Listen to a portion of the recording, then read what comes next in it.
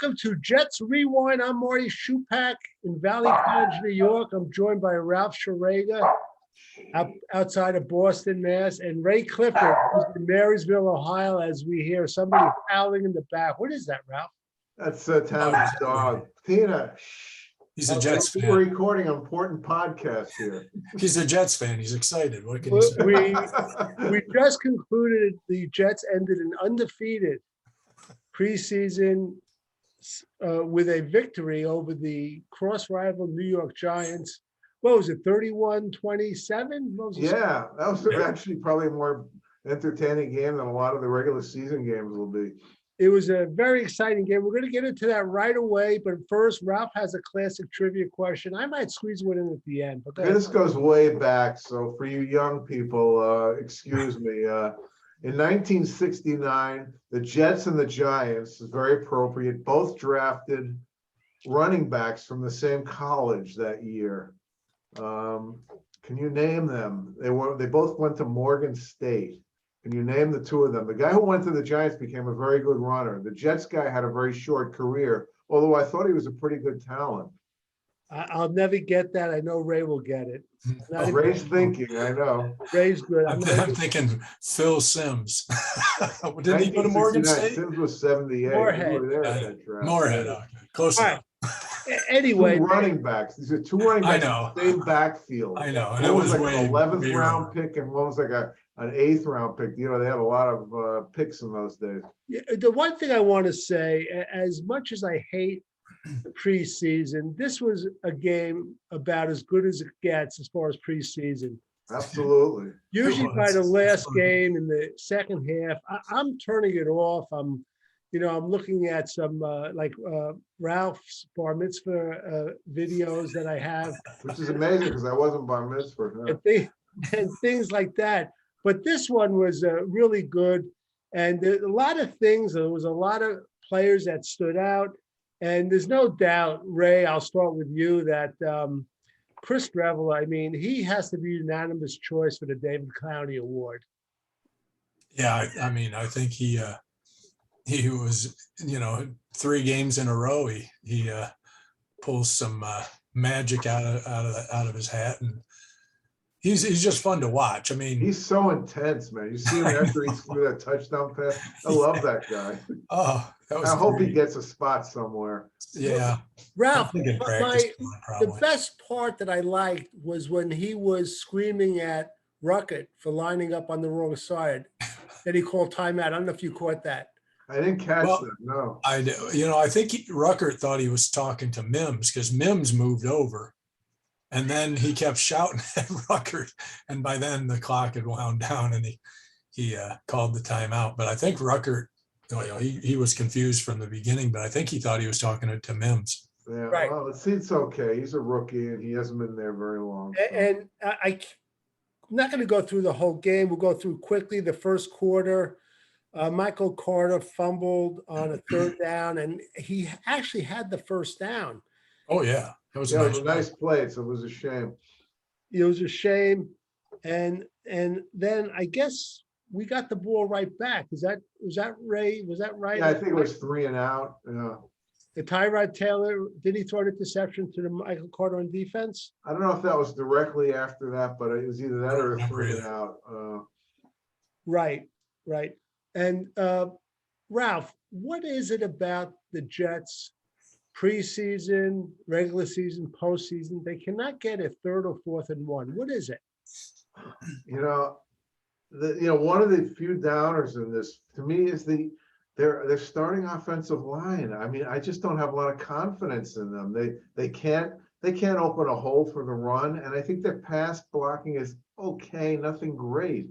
It's funny, in one of the commercials on NFL Network, they were showing Brady throwing a pass. He's got this clean pocket where nobody's within 5 yards of him. You never see that with the Jets. And that's still my biggest concern with the team. And they cannot, for anything, get a 3rd or 4th and 1. It's just driving me crazy. How many years has this been going on for? Ever and ever. Ray will vouch that Tom Brady always has a pocket, right, Ray? Yeah, he does pretty much. But I think, I'm trying to give him the benefit of the doubt on this one. I think, did Dwayne Brown even play? He played. He did. Yeah. Okay. That was the first time our offensive line as we're going to start the season has been together. So it's going to take some time because between him and Tomlinson, that side of the offense hasn't even. Right, and been AVT together is on a much. different side too. No, I'll but- grant that, but ooh, Right. But as far as the 3rd and 1, why yeah. is Ty Johnson running up the middle instead of Knight? If you're going No, to. I don't think Knight, they had Knight. They were going to play Knight until the third and fourth Yeah. quarter. I think to he me, should if he's make on the team, he's the short yardage guy. Yeah, I think he should make the team. I think so. Ray likes, what is that noise? It's not for me. A little excitement on Green and Jet Rewind here, huh? I don't hear anything. We're back, and at the end of the first quarter, I guess Zerline hit a field goal to make it 3-0. And just so guys know, I heard that Pinheiro went down to Carolina for a visit. So Oh, did he? I thought Panera was going to make it, but I was glad to see Zerline hit that 49-yard. It makes me feel a little better. Yeah. Ray, you confident in this guy Zerline? He's coming off an injury. I don't know if it was last year or the year before. He was a little inconsistent last year, but he always had a big leg. I just don't know how accurate he is. He seemed, Pinheiro was good at the end of the year, but I wasn't super confident in him and the long ones either. So, Zerline definitely has the leg. It's just a matter of does he, hit it between the goalposts. Right. Second quarter, some plays that stood out. I have to start with, and you guys got to help me. Clemens, number 72, the rookie, he made a tremendous hit on Tyrod Taylor. Yep. It was a clean hit. Totally.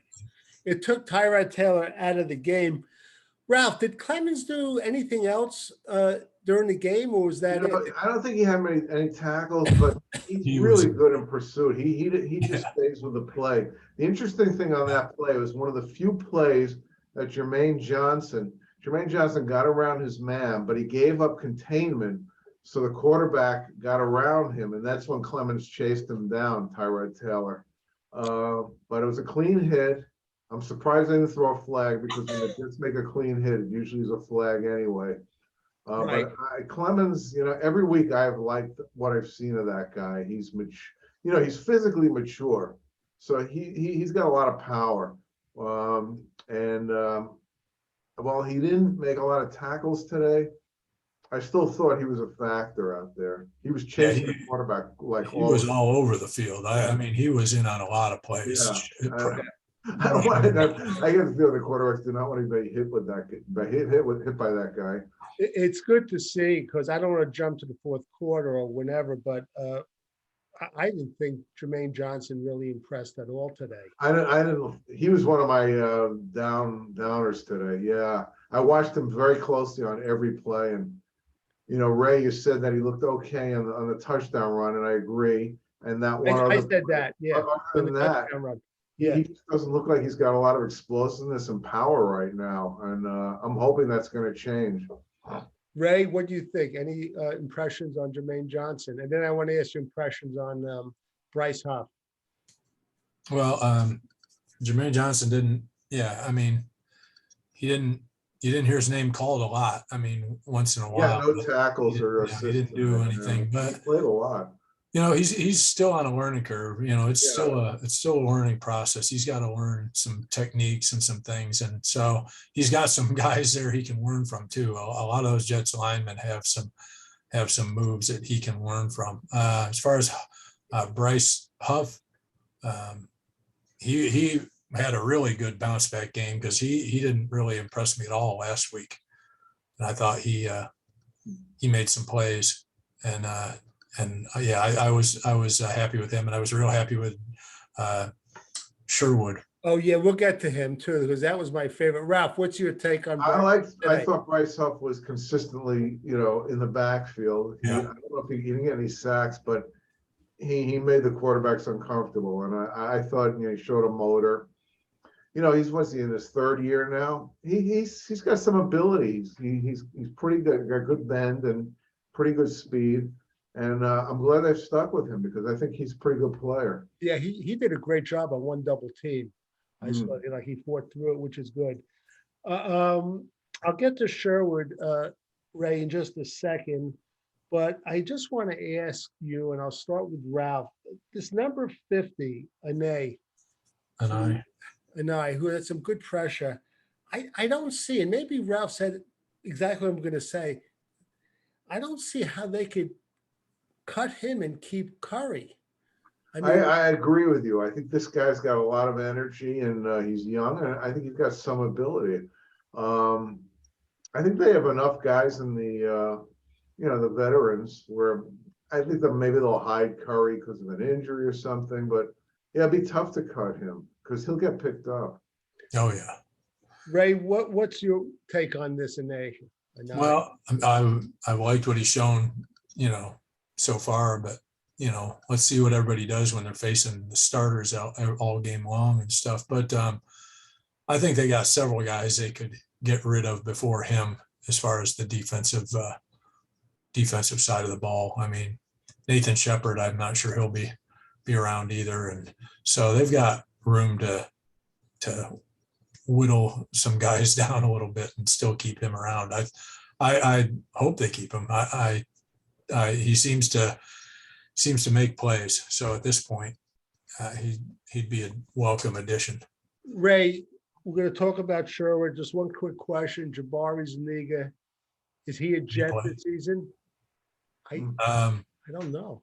That's a tough one. Going into this week, I would have said he's definitely on the rise. He's been, showing up, but I don't remember hearing his name today. Yeah, I watched him today. He didn't do a whole lot. Yeah.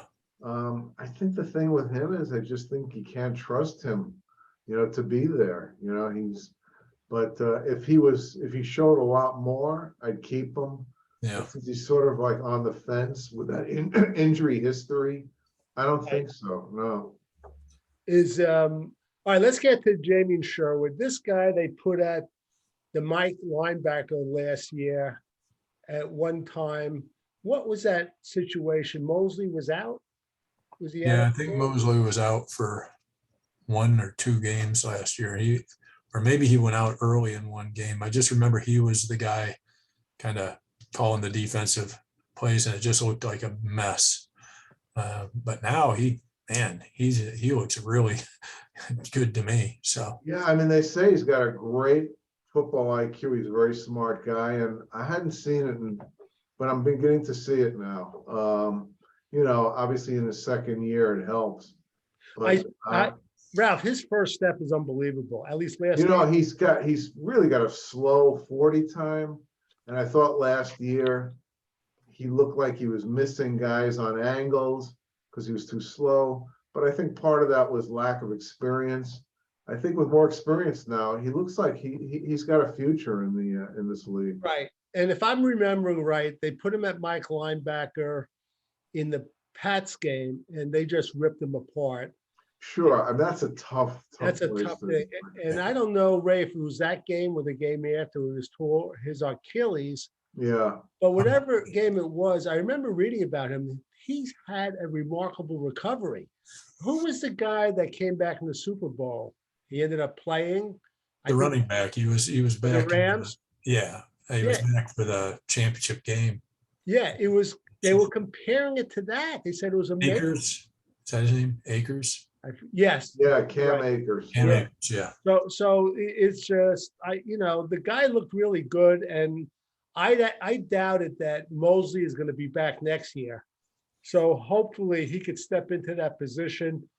Just talking about linebackers, the guy they just signed from the 49ers, he made that hit. What was the guy's name? Quan Alexander, yeah. Quan Alexander was an unbelievable. It's funny because they were playing him with the second stringers. It was interesting. They were, I don't know why, but he'll be a starter for them. I feel pretty confident in that. He's a professional and he's good. If he's Right. healthy, he's really good. Right.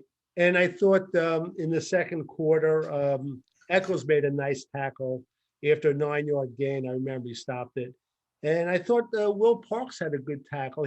I thought Will Parks was good. Yeah. You know, Marty, you sent that text from that person, that listener who said that he thought that Ashton Davis I think he's got a tough time making this team. He was I do playing with too. the third stringers. I think Parks is better than he is at this point, and I think they like Pennick's upside better than.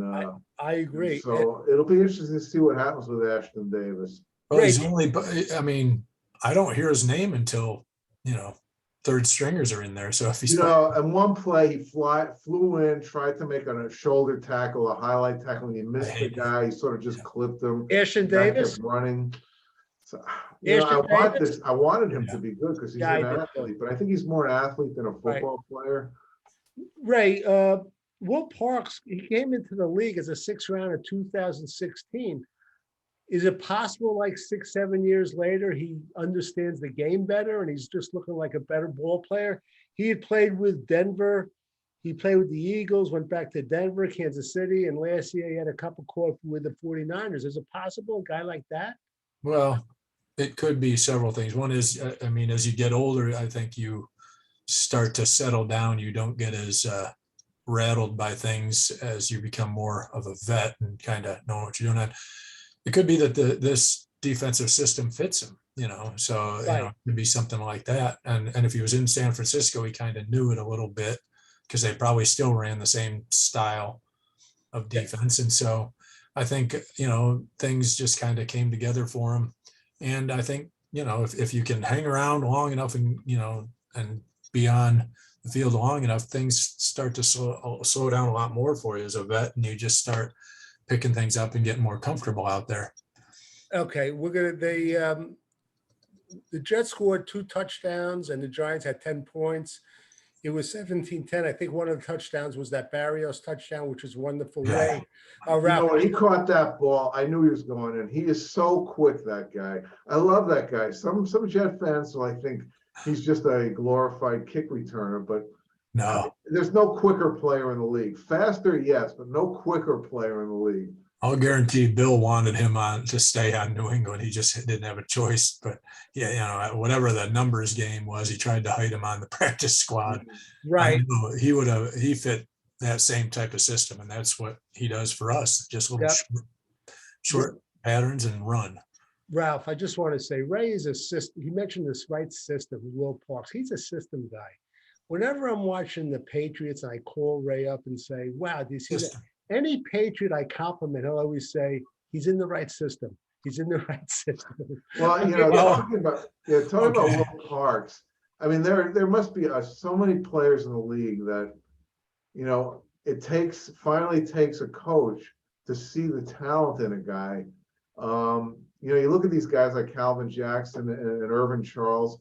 There's some potential there, and you have to find the right team, the right coach. I don't want to go to like the basketball, but Jalen Brunson sat on the bench for like 3 years at Dallas until Jason Kidd got there, and he looked at him and he said, "This guy can play." And I think that happens in sports all the time. It's probably happened to Will Parks. The guy can play. He's not great, but he definitely belongs on a team. Right. Yeah. Which is good. Like we want, he's making play. Listen, they let go of, I guess, Riley last cut. Right. I didn't, I liked him on and off last year, but I'll just never forgive him in the Tampa Bay game, letting that receiver get behind. Ray knows I've lost about a month of sleep because of that. There's every player he'll tell you about. I like Will Parks better anyway. Remember that game 4 years ago when he all started and cost us a touchdown? We settled for a field goal. That's it. The Barrios play, by the way, it was a 2nd and 1. It was a beautiful play.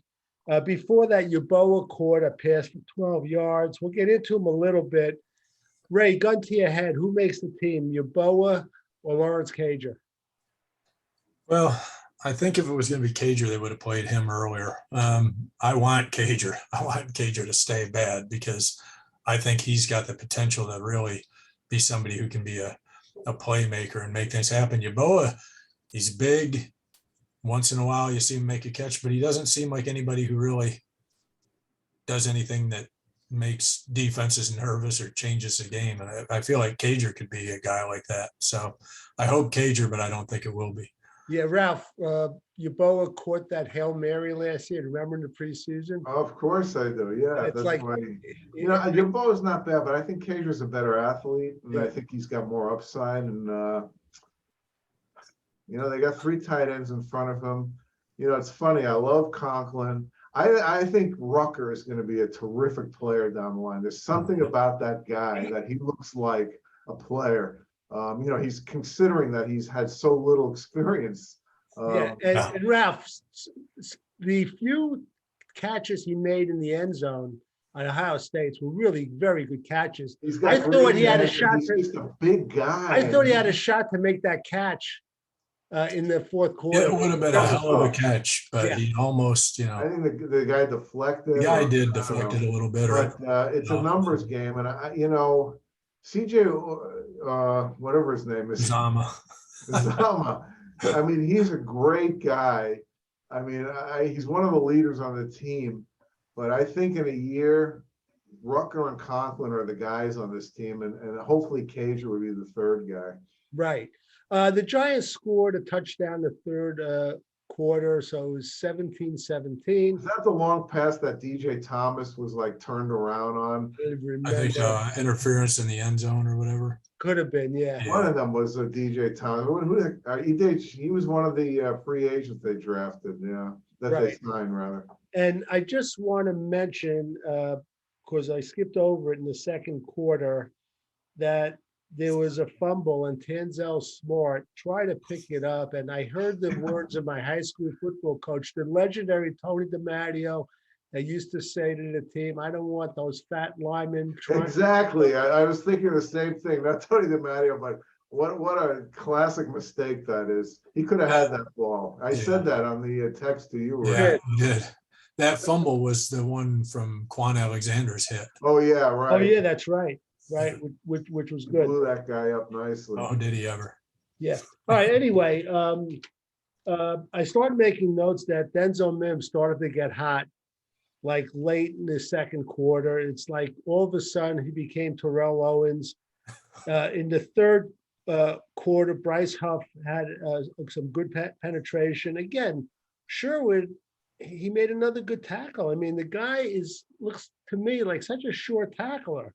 And I know it's preseason, but I thought it looked good.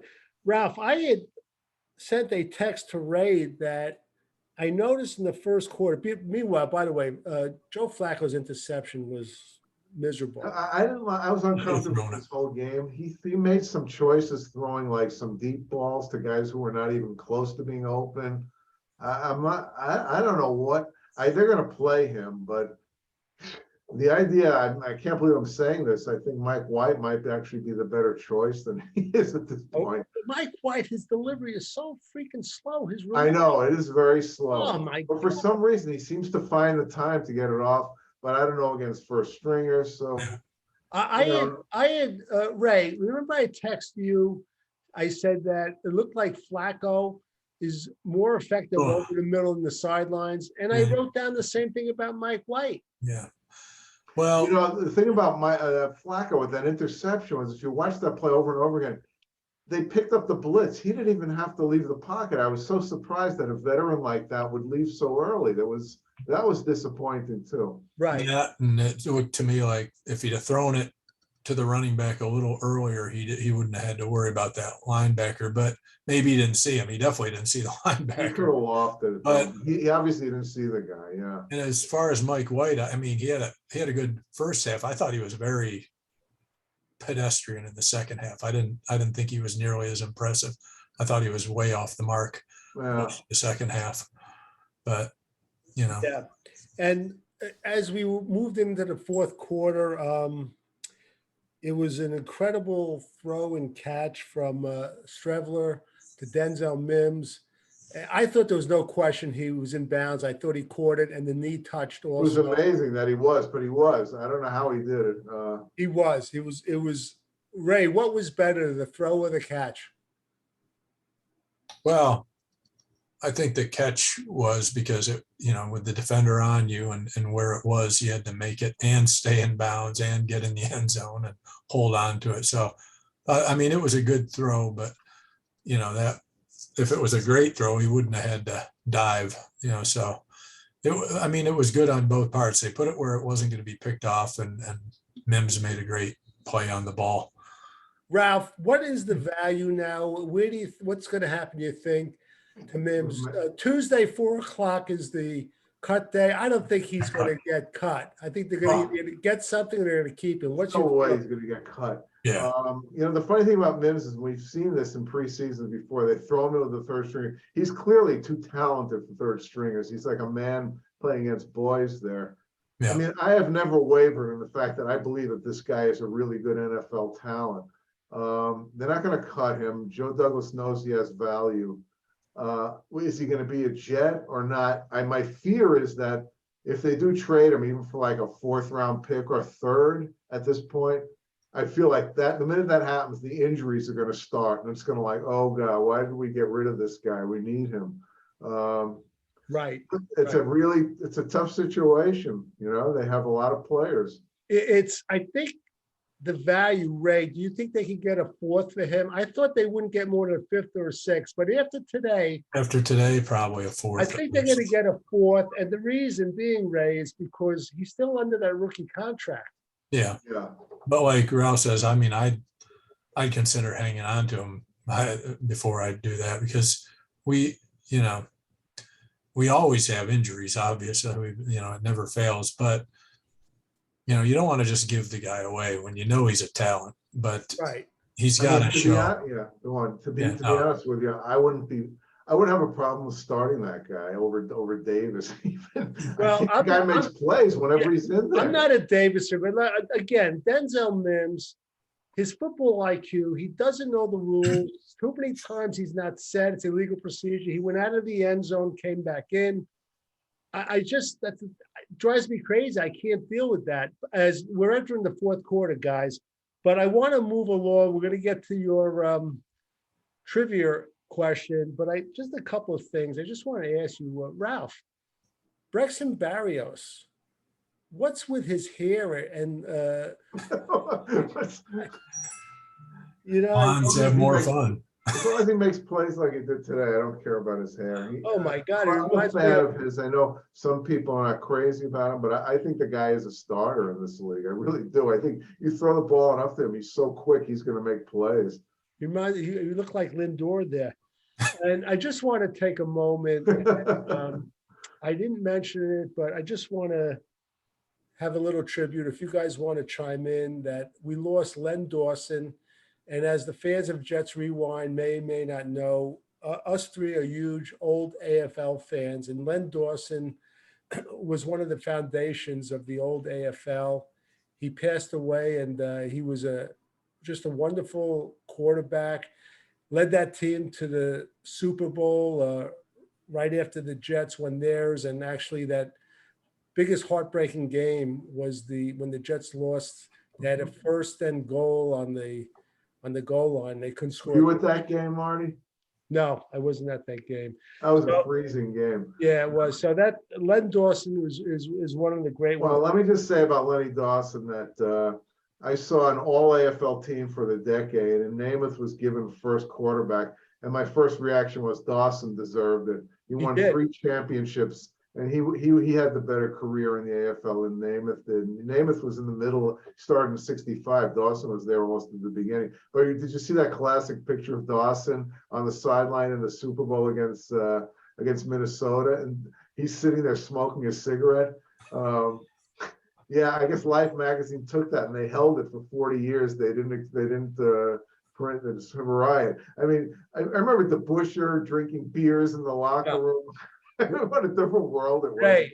I saw an interview years ago with an offensive lineman. He said, "What do you think is the biggest difference between the halftime in college and the pros?" And he said, Well, there's only one difference. In the pros, half the guys are smoking cigarettes. Which I don't think it happens anymore, but I thought that was pretty funny. Ray, Tuesday will be 2 weeks since Zach Wilson had the procedure. We were told it's going to be 2 to 4 weeks. I promise you, we're not going to get a timeline on Tuesday. What's your feeling? I think he'll be out week 1, but play week 2 would be my guess. But, you know, the Jets aren't going to tell you. Joe Douglas isn't going to say a damn thing until he has to. So besides, he wants to give the whoever we're playing the least amount of time to prepare. So he'll wait as long as he can to name him ready to go. But my feeling is he won't play week 1 and he will play week 2 would be my guess. All right, Ralph, your feeling. I think that's probably a good guess. I mean, I think he's still limping around. You know, it's funny. I thought last week I said, I don't mind seeing him sit for a few weeks. But, you know, after watching Flacco today, it was like, ugh. I don't know, man. I mean, Flacco, he was running for his life at times when he didn't have to. But man, that offensive line, they just don't give you a really clean pocket at all. You know, once in a while, just one of those huge where you just see green, you know? Right, right. Well, I will say, though, in Flacco's defense, he hasn't played until this point. So, you know, this is why I thought he should have played last week, too, is I think, you know, you got to be ready for actual game action. And he looked rusty. He looked like he wasn't sharp at all. So they say how good he looked in practice, but I'm always like, practice and scrimmages are not games. So, all right. Hopefully he got that out of his system. Negative Nanny Marty is going to predict that they're not going to give a timetable and they're going to eventually put him on the short-term injured reserve. I think it's like 8 games. Who, Wilson? Wilson? Yes, sir. No. Just like they laughed at me, fans, just like they laughed at me with the night back. And that's what I'm predicting. How many games did you predict the Jets would win last year? I think that was 2 years ago. All right, let's get. Just want to make sure. Let's get to the trivia question. That's the last time I placed a bet over under. All right, Ralph, repeat the question for Ray because I have no idea. In 1969, the Jets and the Giants both drafted a running back from the same school. They were running back mates from Morgan State. Can you name them? Well, I can't name the Jet, and I probably can't name the Giant either. The only name that comes to mind, and it's probably still not back that far, is a guy that first name was Rocky something. The Giant. Rocky. No, yeah, Rocky was the first round pick for the Giants. Okay, He's a first round pick. Rocky Little I followed the Rocky Giants. Thompson, yeah. Oh yeah, he was a first round pick. Yeah, I think he was. He was. Wow, he was terrible. The guy the Giants drafted who became a very good football player for the Steelers was Frenchie Fuqua. Oh yeah, he was good. I did not. Do you remember who the Jet guy was? No idea. George Knock. Oh, I remember George. Yeah. Can you imagine both of them picking a guy from the same backfield? That's it. At one point held the Steelers record for like 218 yards in one game. It was being broken by the Steelers. But I don't remember him on the Giants. Knock was good too, but I must have had injuries or something because his career was very short. Well, Ralph, wasn't it, what's his name, the running back for the Bills and the Lions? Where Oklahoma, was it Oklahoma State? Billy Sims? Oh, not Billy Thurman Sims. Thomas. Thurman Thomas. And who was the guy, the really good running back for? Thurman Thomas was the starter for 3 years, and for the last two, Barry Sanders was his sub, and he never got to see the light of day until Thomas left. Then Sanders played 1 year, and he had the best year in the history of running backs in college. Yeah. And of course, he became one of the best ever in the pros. No, I'm going to run back. All right, we're going to close this out for Ralph Schrager, Ray Cliff, and Marty Shupak. And check out our Jets Rewind website. You'll see some new stuff there. Until next time.